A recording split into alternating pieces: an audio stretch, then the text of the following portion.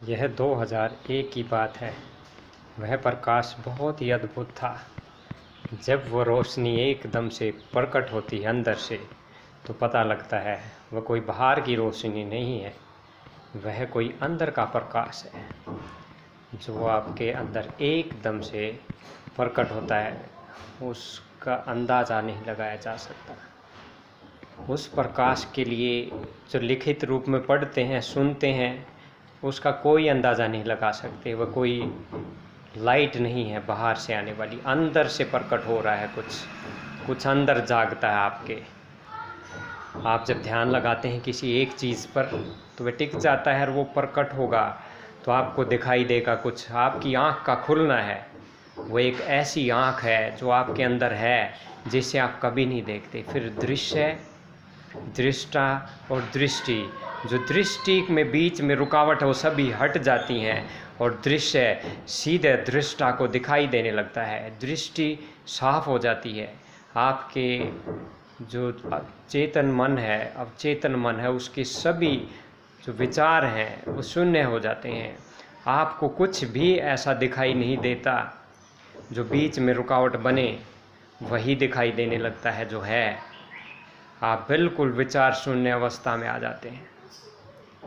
ऐसा अद्भुत दृश्य जब 2001 में मेरे साथ घटा, मैं बहुत हैरान हुआ कि ये क्या हुआ। वहाँ मुश्किल से मैं वापस लौट कर आया। मुझे नहीं लगता था कि वापस आया जा सकता उस अवस्था से। वह अंदर से कोई किसी ने जैसे दरवाज़ा खोल दिया हो। वह आपके हाथ में नहीं है। आपकी कोशिशों के बाद एक अंदर से कुछ और भी घटना घटती है। तो दोबारा मैं कभी नहीं उसे घटना को दोबारा से कर पाया, ऐसा वहाँ पहुँच पाया। कोशिशें की, लेकिन वो बहुत ही अद्भुत है। उसके लिए अब मैं बता सकता हूँ कौन सी चीज़ें रुकावट बनेंगी, कौन सी चीज़ें काम आएंगी, कैसे आपने चलना है। सबसे मुख्य वहाँ सच है। आप सच पर चलना ही होगा। कोई कहे कि बिना सच पे चले काम चल सकता है, कभी नहीं चल सकता। कोई कहे कि झूठ से काम चल जाएगा, कभी नहीं चलेगा। आप अंधकार में रहेंगे, झूठ बोलेंगे तो। अगर आपका विश्वास कम है तो बिल्कुल अंधकार छा जाएगा। आप असंतुष्ट हैं तो बड़ी दिक्कत आएगी। आपको संतुष्ट होना होगा, विश्वास को जगाना होगा और आपको अपने आत्मविश्वास को जगाना होगा, सच पर चलना होगा और क्रोध पर काबू करना होगा। क्रोध आपको अंधकार में ले जाता है। तब जाकर एक ध्यान को पकड़ना होगा, एक पर चलना होगा और किसी भी विधि से आप वहाँ पहुँच सकते हैं। जब पहुँचेंगे तो आपकी कोशिशें नहीं, वो एकदम से आपकी कोशिश को धीरे धीरे उठाएंगी और वो जब होगा तो एकदम से लाइट प्रकट होगी, प्रकाश। वो अजीब सा जिसकी कल्पना नहीं की जा सकती, समझाया नहीं जा सकता, बाहर जिसे दिखाया नहीं जा सकता।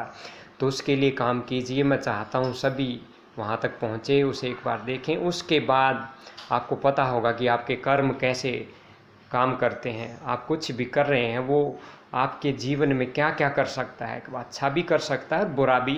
आपको सब दिखाई देगा कि हर कदम आपका आपके लिए अच्छा भी और बुरा भी हो सकता है। किस परिस्थिति में दूसरों को, अगर आपका कोई भी कर्म है वहाँ दूसरा क्या करेगा, कैसा होगा, तो क्या बनेगा, अभी हमें पता नहीं लगता। हमें सिर्फ ये लगता है कि हमने जो किया वह ठीक किया और दूसरों के कारण हमारा काम बिगड़ गया। नहीं, कुछ ऐसा भी है जो आप जान लेंगे कि दूसरा कभी बीच में रुकावट नहीं बन सकेगा। अगर आप उस तरीके से चलेंगे, वो आँख आपको बताएगी कि इस तरीके में क्या क्या रुकावटें आ सकती हैं। आँख बताएगी कि कहाँ कोई भी रुकावट नहीं आएगी। अब चलना आपकी मर्जी है, उस पर चले ना चले। वो आँख पहले पैदा होनी ज़रूरी है, उसका पता होना ज़रूरी है, उसका खुलना ज़रूरी है। उसके खुलने के बाद आप उसका उपयोग करें कि ना करें, आपके हाथ हैं। आप हाथ से कुछ उठाएं कि ना उठाएं, आपके हाथ की पकड़ है। आप कुछ पकड़ें ना पकड़ें, आप के कान हैं, आप सुन सकते हैं। कुछ भी आप सुने ना सुने, आपके मर्जी है, आपके हाथ में है। तो वैसे ही वो आँख भी आपके हाथ में होगी, उसका आप उपयोग कर सकेंगे। और जब तक वह अनुभव मुझे नहीं था, मैं कभी उसका उपयोग नहीं कर पाया। तो उस आँख का उपयोग करना आप सीखें। पहले तो उसे प्रकट करें और फिर सीखने की आवश्यकता नहीं पड़ेगी। तो वैसे शब्द नहीं है, शब्दों में चूक रह सकती है और रहती ही है, शब्दों से उसे व्यक्त नहीं किया जा सकता।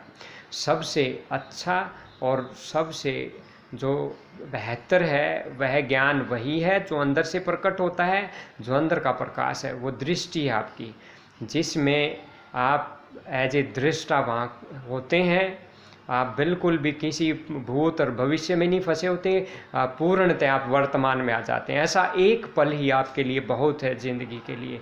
आप मोक्ष को प्राप्त हो जाते हैं, आपको मुक्ति मिल जाती है, आपको पता लग जाता है कि क्या चल रहा है जीवन में, क्यों चल रहा है, आपने क्या किया है जिसके कारण अब आप ऐसा महसूस कर रहे हैं, अच्छा या बुरा, आपको सब पता होता है। सब कुछ अपने कारण से है, दूसरे का कुछ भी ऐसा किया हुआ नहीं है जिसके कारण आपको जीवन में परेशानी हो। आपके अपने जो नियम हैं, आपके अपने जो कर्म हैं, आपके अपने विचार हैं, शब्द हैं, उन्हीं ने आपका जीवन बनाया है। सुख और दुख वहीं से आए हैं और वहीं से आते हैं। तो आपके कर्म बदल जाएंगे और आप स्वर्ग की राह पर चलेंगे, दुनिया के लिए भी और अपने लिए भी। ना आप सेल्फिश होंगे, ना सेल्फलेस होंगे, फिर एग्जैक्टली आप वो व्यवहार कर पाएंगे जो रियल में समाज के लिए बहुत ही फायदेमंद है। धन्यवाद। तो अपनी आत्मा को जान लीजिए।